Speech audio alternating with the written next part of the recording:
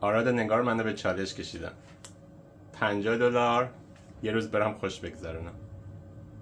نمیدونم چیکار کنم.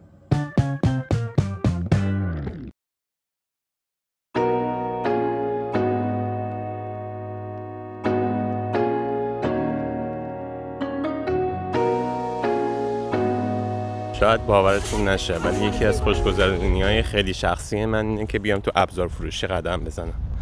مخصوصا اگر که شنبه یا یک شنبه باشه و سوسیسم بدن اینجا. این سوسیسا معمولا برای یه کار خیریه، برم سوسیس بگیرم.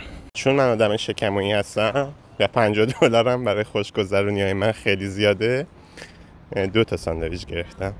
ولی من خیلی با این ساندویچ حال میکنم، مخصوصا که کار خیرم هست به خیال راحت. این ساندویچ شد $5. یکی از دلایل این که دوست دارم راه برم تو ابزار فروشی اینه که جزو معدود خریداییه که میتونم با الفی برم.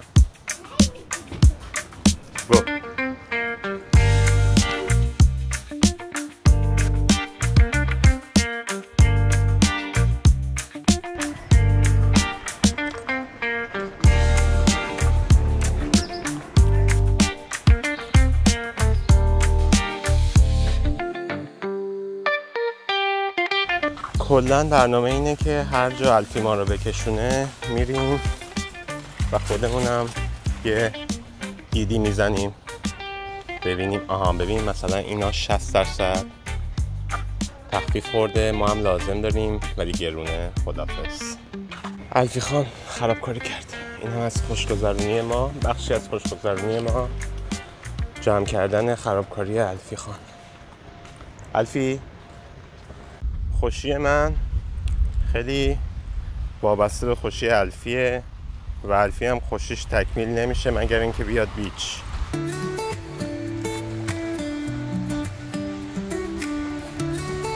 اینجا یه مسیر پیاده رویه خیلی باحاله که الان چون آب دریایی کم بالاه ممکنه خیس بشه.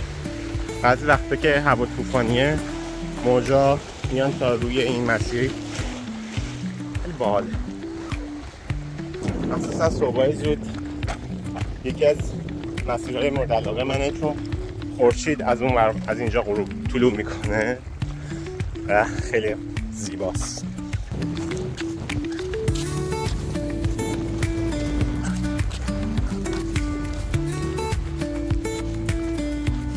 خوشگذرونی خیلی معنی خاصی داره برای هر کسی، برای هر کسی فرق میکنه. من واقعا تنهایی بهم خوش نمیزنه. نمیتونم بگم الان مثلا از این راه رفتن با الفی لذت نمیبرم، قطعا لذت میبرم، این بخشی از خوشیه.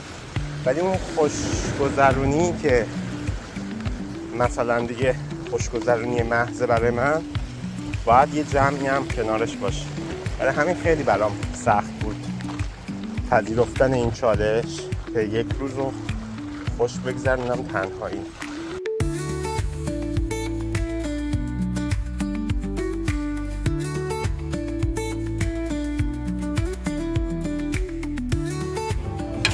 Enjoy it.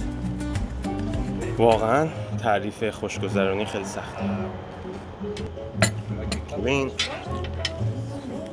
یه لحظاتی هست آدم بهش خوش میگذره ولی اینکه قبل از اینکه بخوای اون لحظه اتفاق بیفته بخوای بهش بگی خوشگذرانی، این سطح توقعاتو بالا میبره. به نظر من خوشگذرانی همینه دیگه، دل خوش. یعنی که حتما نباید بری مثلا یه کار عجیب غریب بکنی، همین قدم زدن با الفی و آفتاب و هوای خوب و کافی خوب و موزیک خوب و همین بس دیگه. اصلا بقیه پولم میذاریم تو جیبمون. خوشی برای امروز بس. یکی از خوشی‌های من اینه که اون که تنهایی انجامش میدم اینه که برم رستوران‌های عجیب غریب، غذای عجیب غریب بخورم. خب اینا مثلا کمتر آدم این پایه است از بچه‌ها و رفیقا و اینا که این کارو بکنه. یکی رفیق مد نظرم هست الان که این کارو حاضر بکنه، ولی خب آدما معمولا سختشونه چیزای جدید رو امتحان کنن. این کارو میکنن.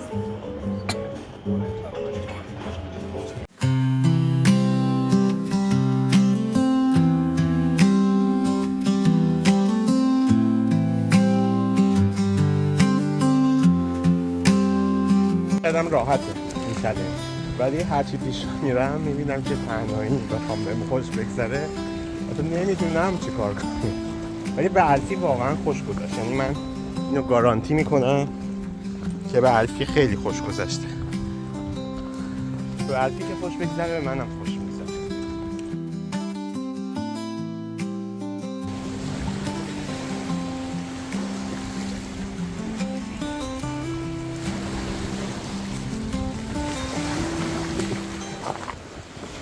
پاهامون خیس شد، آب اومده بالا برگشتنه، ولی ما باید رد شیم دیگه از اینجا، چون راهی نداریم. ها داریم، فکر کنم یه راه دیگه این هست اینجا.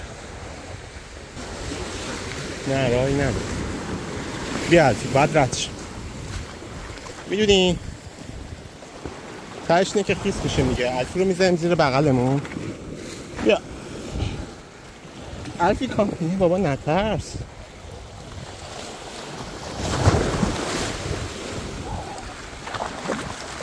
ها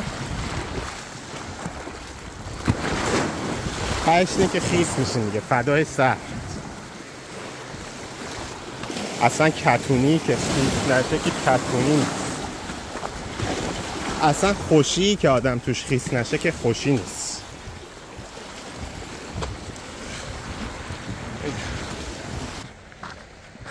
اتفاقات غیر منتظره خودش بخشی از خوشی. حالا خوش کردن این کتونی، فردا باید برم سر کار و این کتونی تنها کتونی که با توجه به وضعیت پام میتونم بپوشم پر سخت.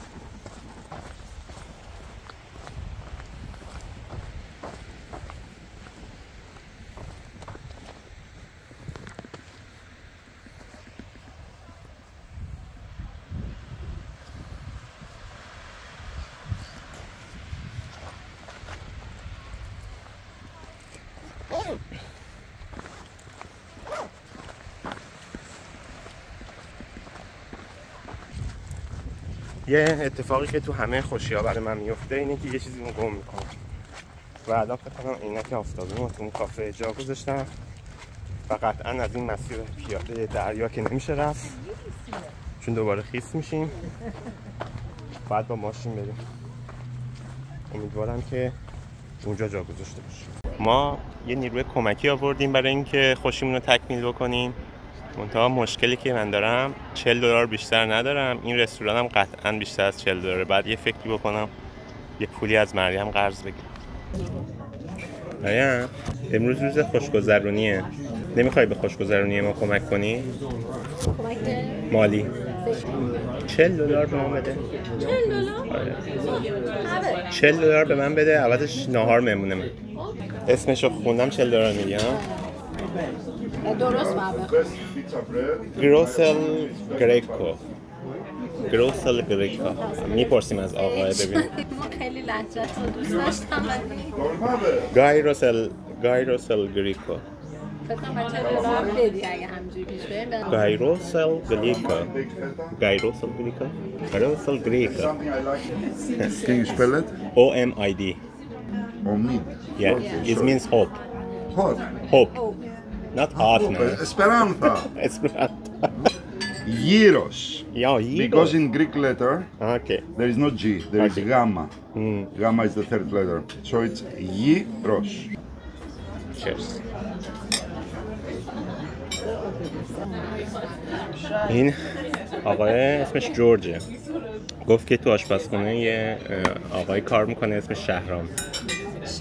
آره فهمید ما ایرانی هستیم، گفت شما هم از یه کالچر قدیمی مثل من اومدین، یونانیه. یاد خیلی آدمای فرندلی به ایرانی چی میگه؟ گرم و خودمونی و سریع به آدم رفیق بشن و ولی خیلی عزیز. وای به این رستوران خوش اومدم، واقعا خوشگذرونیمو تکمیل کرد. یعنی برنامه این بود که بریم یه رستوران دربداغون آسیایی و غذای عجیب غریب بخوریم، بعد دیدم که با توجه به اینکه نفر دوم به تیم اضافه شد بهتره که یه کمی تعدیل کنم برنامه رو. thank you. اینقدر هولد شدیم غذا اومد یادمون رفت رکورد کنیم. ولی این یه نون پیتاست که وسطش یه چیزی مثل کباب کوبیده است با سیب زمینی و سالاد. اینم غذای مریمه که باش اکسچنج کردم چون من 2 تا از این ساندویچ داشتم. خیلی خوشمزه است. شاتون خواهیم. خوشگذرونی من تکمیل شد. مریم خانم یعنی هیچ چیزی مثل غذای خوب، هوای خوب و مصاحبه. آفرین، چه خوب گفتی. خوشی آدم تکمیل نمیشه. چون من تنهایی هر چی فکر کردم اصلا بهم خوش نمیگذره. من حداقل باید 3 نفر باشم. حالا الفی هم به حساب کنید.